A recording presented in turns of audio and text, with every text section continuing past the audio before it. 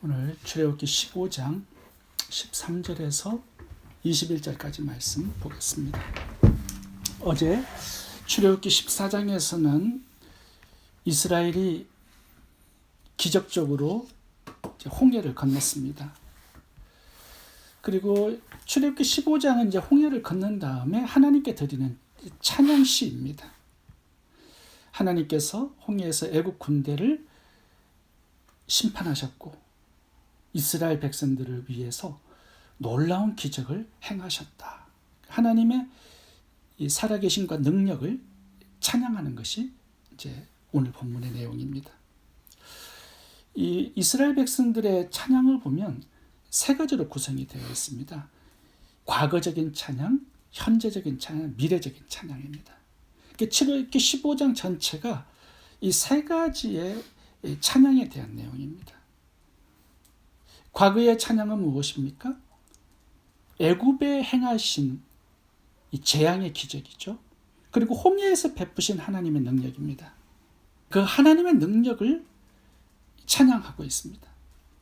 오늘 본문의 19절에서 22절까지 보시면 바로의 말과 병고와 마병이 함께 바다에 들어가며 여호와께서 바닷물로 그들 위에 돌이켜 흐르게 하셨으나 이스라엘 자손은 바다 가운데서 육지로 행한지라. 여호와를 찬송하라. 그는 높고 영화로우시며 말과 그 탄 자들을 바다에 던지셨음이로다. 이 하나님께서 행하신 과거의 능력, 구원, 기적을 이렇게 찬양으로 올려드리고 있습니다. 근데 이스라엘 백성들이 그것에 그치지 않고 이제 그 찬양이 미래를 향하여서 나아갑니다. 과거의 위대한 능력으로 홍해를 가르시고 이스라엘을 구원하시고 승리를 주신 하나님께서 미래에도 동일하게 그 능력을 우리를 위해서 행하실 것이고 우리를 구원하실 것이고 도와주실 것이고 승리를 주실 것이다. 이것을 지금 믿음으로 고백하고 있습니다. 과거적 찬양이 미래적 찬양으로 이제 바뀐 것을 볼 수가 있어요. 이게 14절부터의 내용입니다.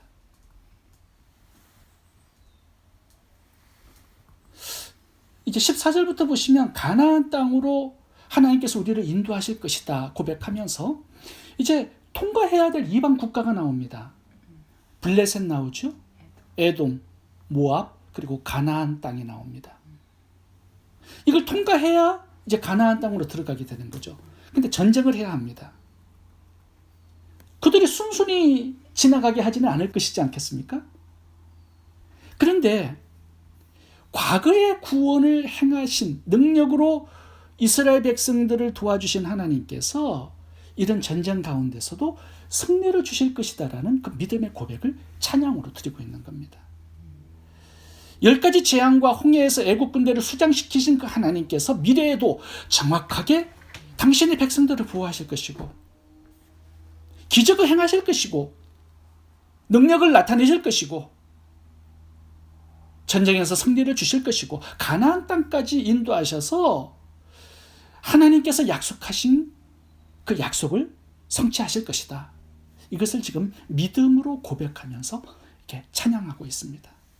미래적 찬양이라고 얘기할 수 있고 또 예언적 찬양이라고 말할 수 있습니다. 14절부터 읽어보겠습니다.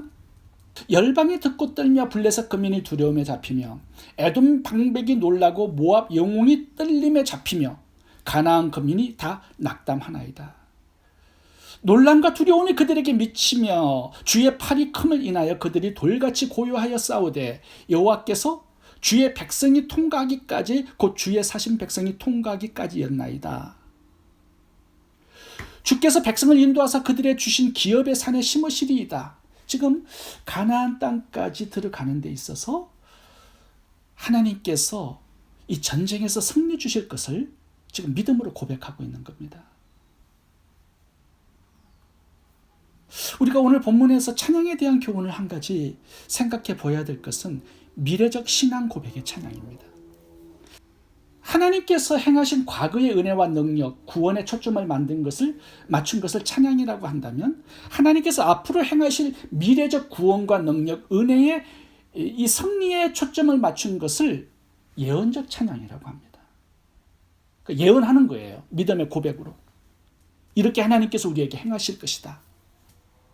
내가 미래에 받기를 원하는 것을 미리 하나님께 신앙 고백으로 알려드리고 올려드리는 것, 이것이 미래적 찬양, 예언적 찬양이라고 말할 수 있습니다. 이것을 하나님께서 받기를 참 원하시고 기뻐하신다라는 사실입니다. 이렇게 미래적 찬양을 드릴 수 있는 것, 그것은 애굽에서 10가지 재앙으로, 홍해에서 놀라운 능력으로 이스라엘 백성들을 도와주시고 구원해 주셨다면, 앞으로 어떤 전쟁에서도, 고난과 역경에서도, 환난에서도 도와주실 것이 분명하고, 보호하실 것이 분명하고, 능력을 베풀어서 승리 주실 것이 너무나 당연하기 때문에 그것을 믿음으로 고백하는 겁니다. 이게 미래적 찬양이에요. 고린도 후서에 보면 바울이 이 미래적 찬양을 참 잘합니다. 자기가 미래에 받기를 원하는 것을 미리 앞당겨서 고백해요. 하나님께서 그 사도 바울의 말대로 미래를 빚어주신 것을 볼 수 있습니다. 그래서 예언적 찬양이 우리의 삶 속에 있어야 한다는 거예요. 하나님께서는 그것을 참 주기 원하십니다. 미래에. 고린도후서 1장 8절부터 읽어보겠습니다. 형제들아, 우리가 아시아에서 당한 환난을 너희가 알지 못하기를 원치 않으니 힘에 지나도록 심한 고생을 받아 살 소망까지 끊어지고 아주 죽을 고생을 많이 한 겁니다. 우리 마음에 사형 선고를 받은 줄 알았으니 얼마나 고생을 많이 했으면 사형 선고를 받은 그러한 처지가 되었다라고 고백을 했겠습니까? 근데 여기서 끝나지 않아요. 이는 우리로 자기를 의뢰하지 말고 오직 죽은 자를 다시 살리시는 하나님만 의뢰하게 하심이라. 이게 믿음의 고백이죠. 10절 보겠습니다. 그가 이같이 큰 사망에서 우리를 건지셨고 앞으로 미래에도 또 건지시리라. 믿음의 고백이죠. 하나님께서 그렇게 하실 것이다. 이 미래적 찬양을 올려드리는 겁니다. 하나님께서 그대로 행하신 거죠. 사도 바울은 로마서 8장에서 이렇게 말합니다. 성령께서 우리 속에서 중보기도 하고 계시고 예수님은 하나님 오른편에서 기도하시기 때문에 성도들에게 모든 것을 합력하여 선을 이루어 주실 것이다. 이게 미래적 찬양입니다. 이런 긍정적인 믿음의 고백, 신앙적인 고백, 이 예언적 고백, 미래적 찬양, 이게 하나님께서 받기를 원하시는 찬양입니다. 하나님께서 그대로 이루어 주셔서 나의 미래도 찬양의 미래가 되게 하시겠다라는 거죠. 우리가 믿음의 고백을 가지고 오늘 씨를 뿌리면 하나님은 그 씨를 자라게 하시고 미래에 열매를 거두게 하시어서 그 찬양의 고백대로 이루어 주시겠다라는 것입니다. 여러분들은 반드시 재물의 복을 받으실 것입니다. 그래서 꾸어주고 나누어주고 고아와 가부를 구제하고 세계 선교의 사명을 풍성하게 감당하는 미래가 될 것입니다. 이게 예언적 찬양입니다. 우리 자녀를 향하여서, 우리 자신을 향하여서, 이웃을 향하여서 그렇게 축복하는 거예요. 믿음의 고백이 드리는 겁니다. 하나님께서는 그것을 받으시고 우리의 예언대로 성취해 주심으로 우리의 미래도 하나님의 찬양과 간증이 울려 퍼지기를 원하시는 것입니다. 하나님께서 아브라함을 축복하시는 장면이 창세기 12장에 나옵니다. 내가 너를 큰 민족을 이루어 주겠다. 너의 이름을 존귀하게 해주겠다. 열방을 축복하는 복의 근원이 되게 하겠다. 근데 하나님께서 아브라함을 어떻게 축복하셨냐 하면 금은 보화를 많이 주셔서 아닙니다. 엄청난 부동산을 주셔서 그렇게 하신 것도 아니고요.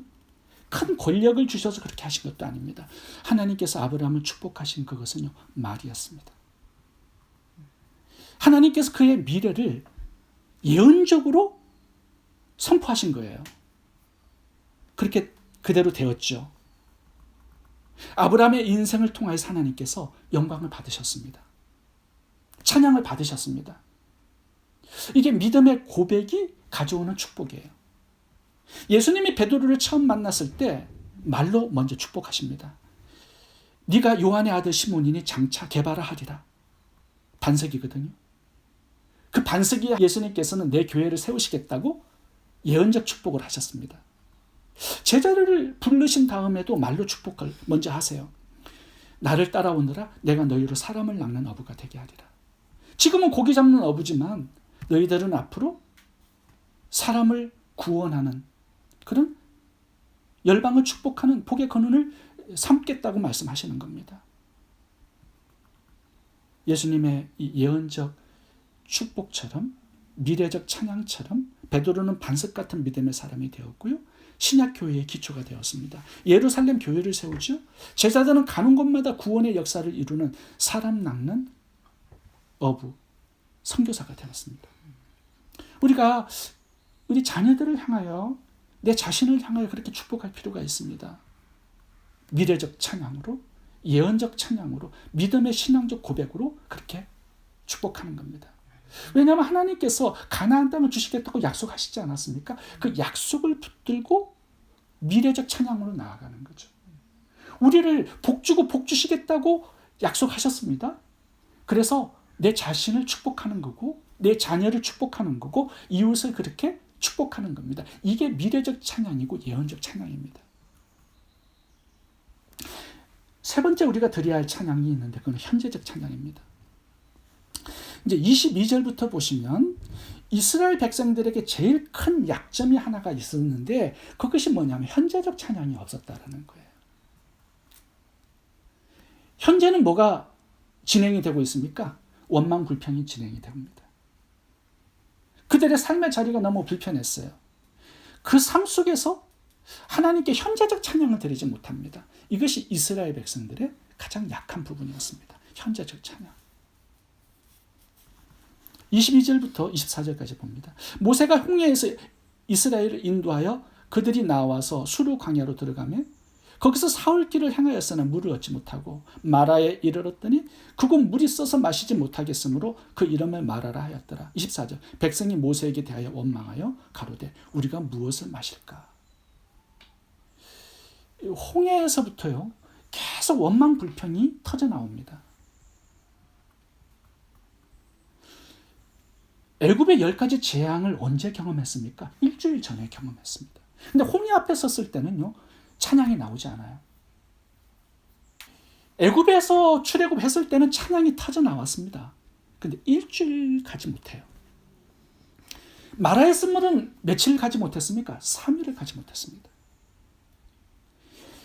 과거의 찬양을 많이 하고 미래적 찬양을 많이 해도요 현재적 찬양이 없으면 그것은 찬양이 아닙니다. 하나님을 기만하는 거죠. 약 올리는 겁니다. 민수기 11장을 가보시면 이제 만나가 지겹습니다. 이렇게 또 원망불평합니다. 만나는 너무 큰 하나님의 은혜고 기적 아닙니까? 공짜로 먹을 것이 떨어져요. 그런데 그것이 지겹다라고 말합니다. 애굽에서 먹던 고기를 내놓으라고 그래요. 민수기 11장을 열어보시면 너무 실망스러운 모습들이 많이 나옵니다. 우리가 애굽에 있을 때에는 값없이 생선과 외와 수박과 부추와 파와 마늘을 먹은 것이 생각나거늘 이제는 우리 정력이 쇠하도다. 이 만나 외에는 보이는 것이 아무것도 없도다. 이스라엘의 원망 불평 때문에 모세도 너무 힘들었습니다. 그래서 모세도 원망 불평합니다. 하나님 이 백성을 내가 잉태하였나이까? 내가 어찌 그들을 생산하였기에 주께서 나더러 양육하는 아비가 젖먹는 아이를 품듯 그들을 품에 품고 주께서 그들의 열조에게 맹세하신 땅으로 가라 하시나이까? 15절을 보시면 이제 죽여달라고 합니다. 주께서 내게 이같이 행하실진대 구하옵나니 내게 은혜를 베푸사 즉시 나를 죽여 나로 나의 공고함을 보지 않게 하옵소서. 정말 심각한 발언을 했죠. 죽여달라는 겁니다. 얼마나 고통스러웠으면 막 이런 말들이 나오겠습니까?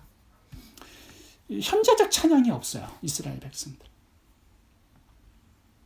민수기 14장에는 이 원망 불평이 절정을 이룹니다.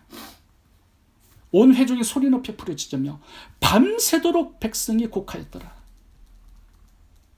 그러면서 어떻게 얘기하냐면 이 광야에서 죽었더면 좋았을 것을, 어찌하여 여호와가 우리로 그 땅을 인도하여 칼에 망하게 하려 하는고, 우리 처자가 사로잡히리니 애굽으로 돌아가는 것이 낫지 아니하랴.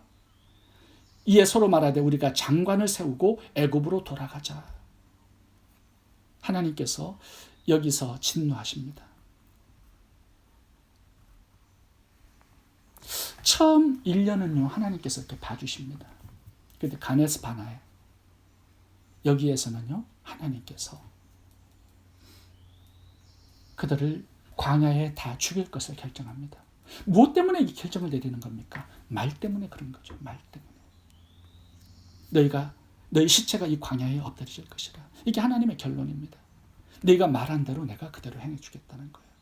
그래서 중요한 게 뭐냐면요, 현재적 찬양입니다. 믿음의 신앙 고백입니다.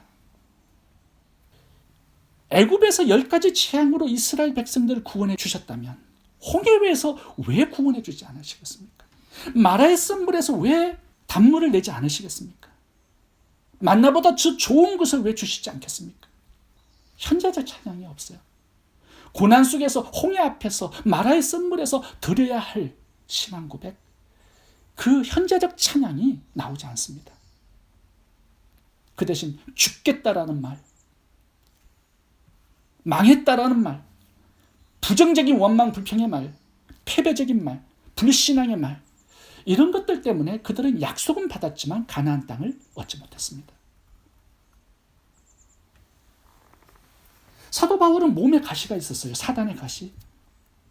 그런데 어떻게 고백합니까? 나를 겸손하게 만들어주는 하나님의 은혜다. 이 사단의 가시를 하나님의 은혜로 고백합니다. 현재적 찬양이 살아있는 거죠. 빌립보에서는 매 맞고 쇠사슬에 묶여서 감옥에 갇혔지만 그 고난 앞에서, 그 감옥 속에서 하나님께 현재적 찬양을 올려드립니다. 밤중쯤 되어 바울과 실라가 기도하가 하나님을 찬미하며 죄수들이 듣더라. 이에 호련히 큰 지진이 나서 현재적 찬양이 살아있었을 때 하나님의 기적이 일어나죠. 간수장 가족들이 구원을 받죠. 그 다음에 빌립보 교회가 개척이 됩니다. 이게 현재적 찬양이 살아있는 자에게 주시는 축복이에요. 하나님의 놀라운 능력과 기적이죠. 욥기서를 보면 욥은요 현재적 찬양을 잘합니다.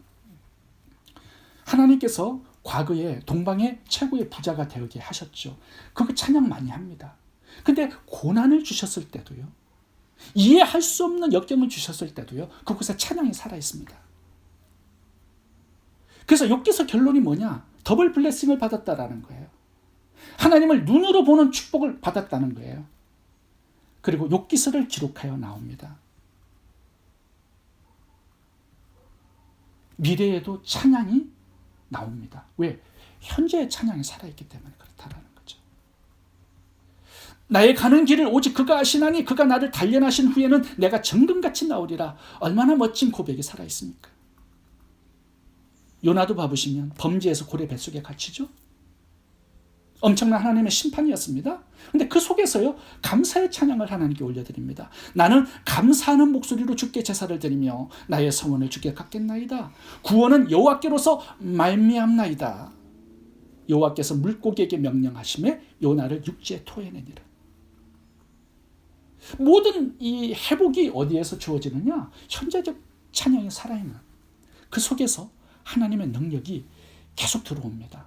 역사합니다. 고난을 주셨다라는 거, 역경을 주셨다라는 거, 문제와 위기를 주셨다라는 거 뭐예요? 하나님께서는 그걸 기죽의 재료로 쓰시겠다라는 그 의미와 뜻 아니겠습니까? 그래서 찬양이 살아있을 때 하나님은 그 속에 들어오십니다. 예배이기 때문에. 그래서 기적을 행하시는 거예요. 우리의 모든 고난과 역경을 가지고 하나님의 기적의 재료를 만드시는 거죠. 그래서 하나님께서 영광을 받으시는 것입니다. 찬양이 살아있는 것이, 현재적 찬양을 드리는 것이 얼마나 중요한가를 우리가 보게 되는 거죠. 홍해에서 드린 그 과거적 찬양이 현재의 마라의 선물에서도 중단되지 않고 드려질 수 있는가? 믿음의 고백과 선포로 예언적 찬양, 미래적 찬양을 하나님께 올려드릴 수 있는가? 하나님의 구원과 승리, 능력과 축복이 우리의 과거, 현재, 미래에도 끊임없이 우리의 삶에 나타나는 은혜가 저와 여러분들에게 있기를 바랍니다. 기도하겠습니다.